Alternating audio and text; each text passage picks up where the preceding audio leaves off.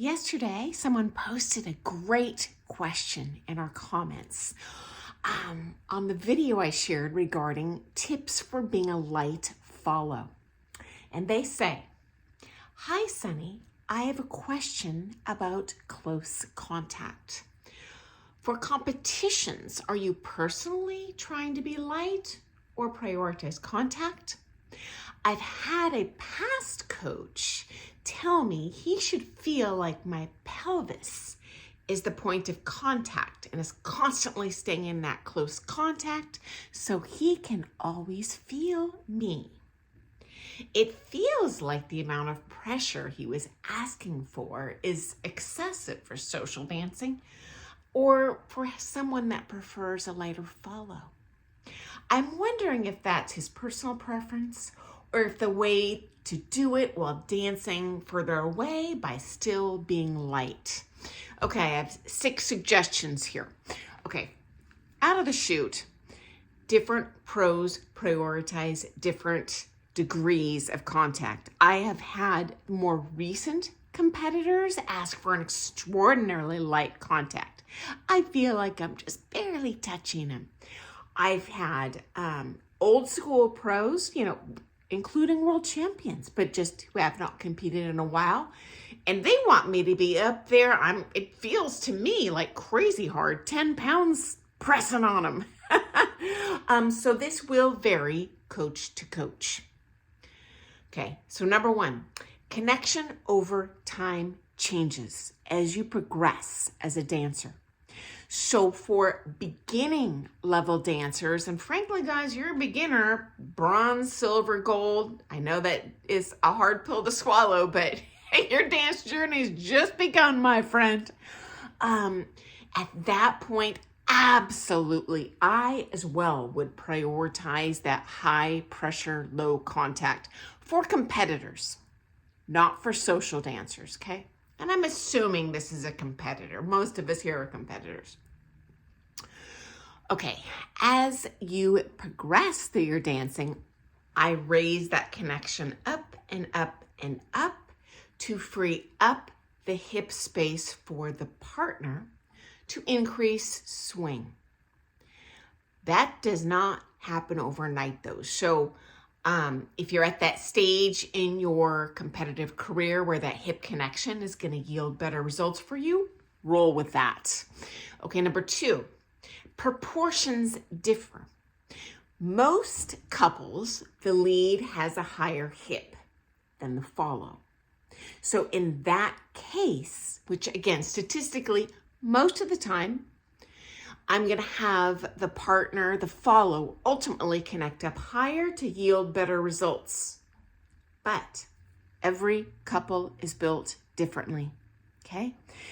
I have taught couples where the follow has a higher hip. In that case, yeah, I got her hip all up there, pressed 24/7.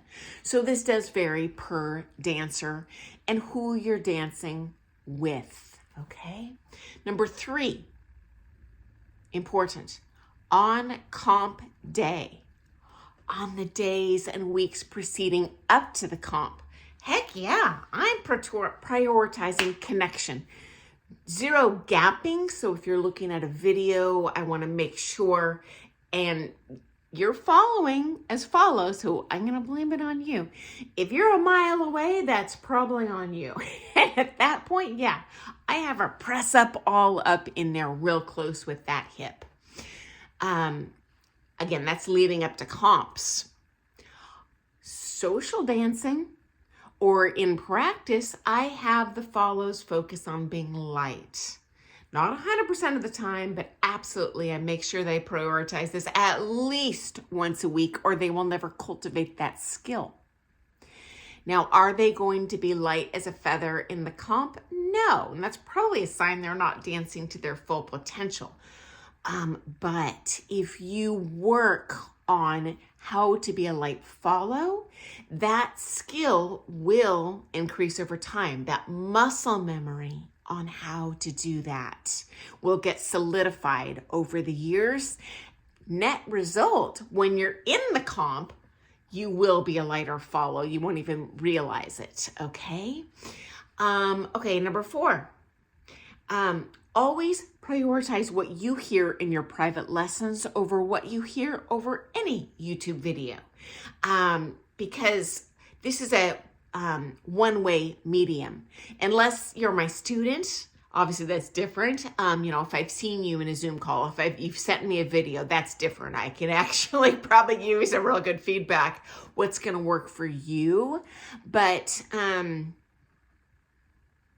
painting with a broad brush here, as is anyone on YouTube, what works for the most people. And I don't know exactly what stage of the dancing you're in. I do not know how your individual body is built, how you move. Anyone you're taking a private with or has seen you is going to be able to cater that info to best serve you and get you the quickest positive results, okay?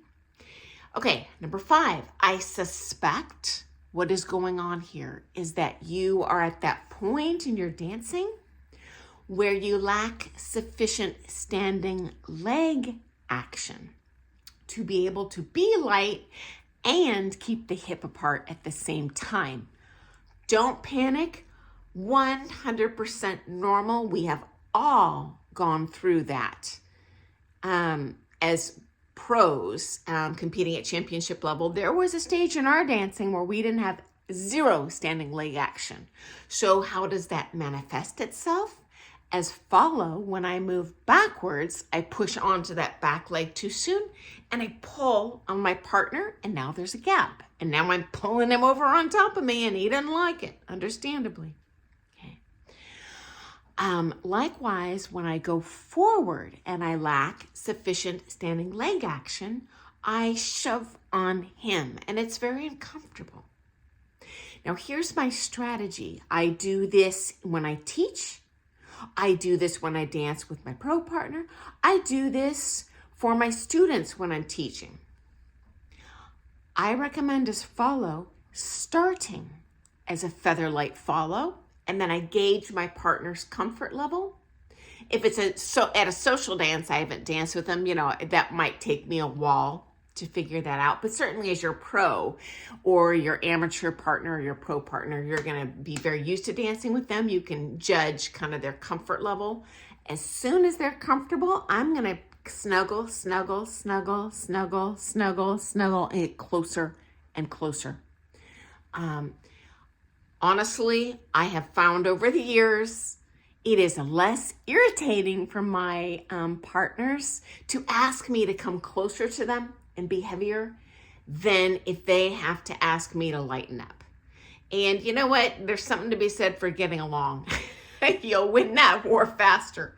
So I personally, as a strategy, recommend I start out light, and then if this is a regular pro or regular partner, I'd snuggle in there pretty fast. You can kind of gauge what their body's feeling like that day with their tension or even their facial expression. Okay, finally, friends here, please chime in with helpful feedback you have. I can only cram so much into 10 minutes. I'm only one person. Even if you're just a beginner, you know what? Maybe you found something that works well for you, and that could be really helpful for others here if you share that. So anyway, I look forward to seeing you first thing tomorrow morning. So appreciate your questions, guys. I just want to share stuff that's going to be helpful to you. And thanks so much, guys. See you tomorrow. Happy dancing.